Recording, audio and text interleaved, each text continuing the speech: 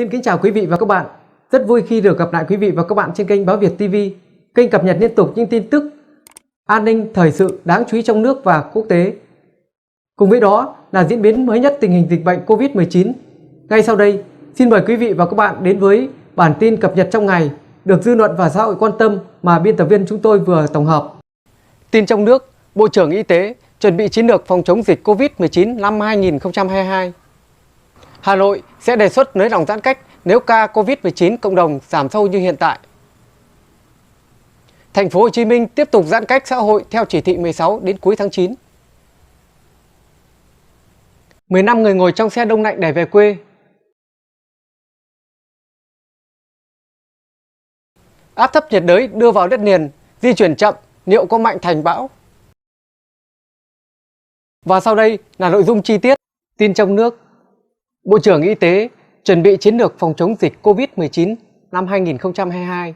Tại cuộc trao đổi với các nhà khoa học, các chuyên gia của các hội đồng khoa học để bàn về các giải pháp phòng chống dịch cho năm 2022, lãnh đạo Bộ Y tế đã đưa ra 4 giải pháp cho các tỉnh, thành phố nhằm đáp ứng nhu cầu điều trị bệnh trong trường hợp bệnh nhân mắc Covid-19 gia tăng. Qua thống kê các làn sóng dịch tại Việt Nam, tỷ lệ người mắc bệnh Covid-19 có nhu cầu thở oxy từ nhẹ như thở oxy qua mắt, thở oxy gọng kính, oxy dòng cao đến nặng như thở máy xâm nhập, xâm lấn, ECMO chiếm tỷ lệ 9,5%, dao động từ 8,5 đến 11,5%. Để sẵn sàng ứng phó với các tình huống, Bộ Y tế triển khai đề án tăng cường khả năng cung ứng, sử dụng oxy y tế cho các cơ sở điều trị bệnh nhân Covid-19 với hơn 1.000 điểm cầu tại 63 tỉnh, thành phố.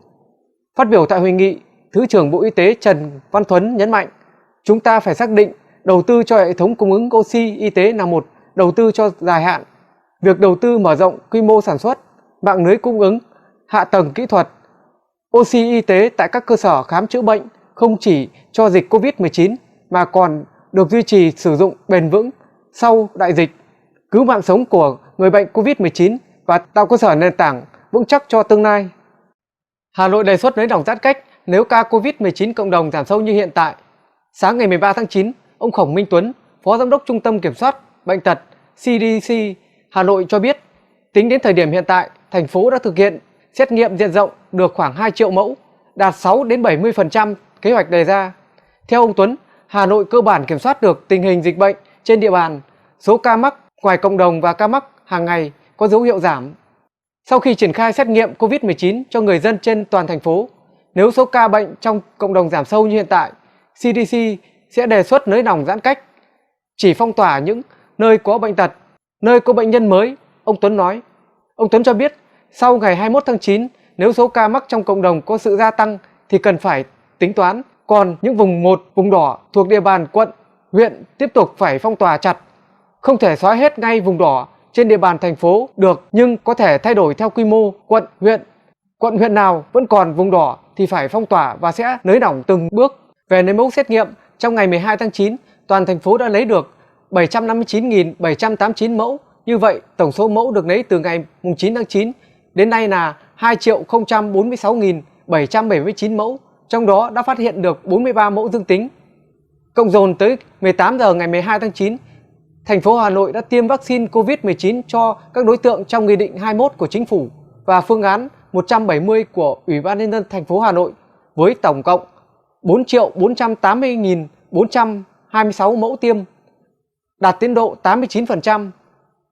Một số đơn vị đã hoàn thành tiêm 95 đến 100% số vaccine được cấp như Ba Đình, Sóc Sơn, Thường Tín, Hoài Đức, Bắc Từ Liêm.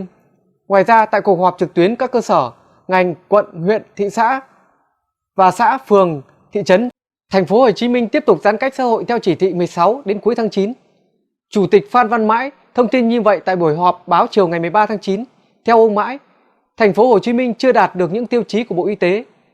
Chiều ngày 13 tháng 9, Chủ tịch Ủy ban Nhân dân thành phố Phan Văn Mãi và Phó trưởng ban Tuyên giáo Trung ương Lê Hải Bình chủ trì cuộc họp báo thông tin về công tác phòng chống dịch trên địa bàn thành phố Hồ Chí Minh. Tham dự còn có các trưởng ban sở ngành của thành phố. Buổi họp báo dự kiến thông tin cụ thể về các diễn biến sau ngày 15 tháng 9, về việc vì sao chưa áp dụng thẻ xanh, thẻ vàng COVID-19. Tuy nhiên, theo ông Mãi, số so với các tiêu chí của Bộ Y tế thành phố chưa đạt đủ. Chính vì vậy, để đảm bảo kết quả tốt hơn, từng bước nới lỏng, hài hòa công cuộc chống dịch và mở cửa, thành phố quyết định tiếp tục giãn cách toàn xã hội theo chỉ thị 16 dự kiến đến cuối tháng 9. Một số địa bàn có kết quả tốt như Cần Giờ, Củ Chi, Quận 7, Phú Nhuận, Nhà Bè theo tinh thần 16, 15 cộng để đảm bảo kết quả bền vững. 15 người ngồi trong xe đông lạnh để về quê. Theo diễn biến vụ việc, vào khoảng 22 giờ tối ngày 12 tháng 9, tổ tuần tra kiểm soát trạm cảnh sát giao thông Hàm Tân thuộc phòng cảnh sát giao thông quận Bình Thuận phát hiện một chiếc xe đông lạnh mang biển số 51D 38214 đậu tại khu vực quán cơm thuộc xã Tân Đức có nhiều biểu hiện nghi vấn nên tiến hành kiểm tra. Qua quá trình làm việc, tài xế Lê Văn Tuấn 39 tuổi, trú tại huyện Hàm Tân Nam khai báo có nhiều mâu thuẫn nên tổ tuần tra đã yêu cầu mở thùng xe phía sau để kiểm tra và phát hiện trong có 15 người cùng hành lý ngổn ngang. Tổ tuần tra ngay lập tức đã áp tải xe đông lạnh cùng người về chốt kiểm dịch Covid-19 Tân Đức để làm rõ vụ việc. Tại chốt, cả 15 người trên xe và tài xế đều xuất trình được giấy xét nghiệm có kết quả âm tính còn hiệu lực. Qua làm việc, tài xế Tuấn khai nhận đã chở 15 người tài xế xe đông lạnh Lê Văn Tuấn để chuyển khách nhằm thông chốt. Tài xế Tuấn đã dùng xe tải chuyển khách chót lọt qua nhiều chốt kiểm soát, nhưng đến khu vực kiểm soát Tân Đức thì bị phát hiện. Lực lượng tại chốt Tân Đức đã lập biên bản vụ việc, đồng thời bàn giao cho thanh tra giao thông lập biên bản vi phạm hành chính đối với các trường hợp trên vì vi phạm các quy định phòng chống dịch. Lực lượng chức năng đã yêu cầu cả 3 tài xế và những người trên xe chuyển hướng về khu Đồng Nai, không cho tiếp tục lưu thông vào địa bàn tỉnh Bình Thuận. Áp thấp nhiệt đới chưa vào đất liền, di chuyển chậm liệu có thành bão?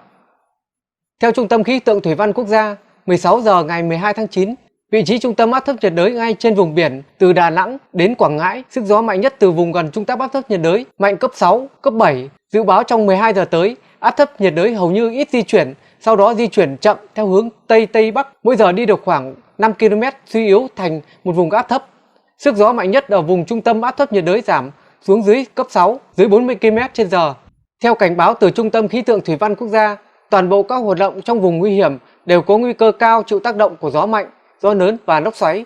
Ở vùng biển từ Thừa Thiên Huế đến Quảng Ngãi, bao gồm huyện đảo Lý Sơn, Cù Lao Chàm, có gió mạnh cấp 6, cấp 7, giật cấp 9, gió biển cao từ 2 đến 4 mét, biển động. Trong tối nay, vùng biển khu vực Đà Nẵng đến Quảng Ngãi có gió mạnh cấp 5, cấp 6, giật cấp 8. Trong đêm nay, ở khu vực Đà Nẵng đến phía Bắc Quảng Ngãi có mưa to, có nơi mưa rất to với lượng mưa phổ biến từ 50 đến 100 mm, có nơi trên 150 mm. Từ nay đến ngày 13 tháng 9, khu vực Quảng Trị đến Thừa Thiên Huế có mưa to đến rất to, lượng mưa phổ biến từ 100 đến 200 mm, có nơi trên 200 mm.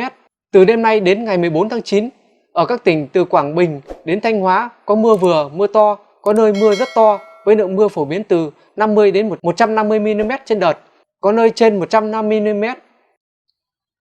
Những thông tin trên đây cũng đã kết thúc bản tin của Báo Việt TV. Cảm ơn quý vị và các bạn đã theo dõi. Chúc quý vị luôn mạnh khỏe, bình an. Xin chào và hẹn gặp lại quý vị trong các bản tin tiếp theo.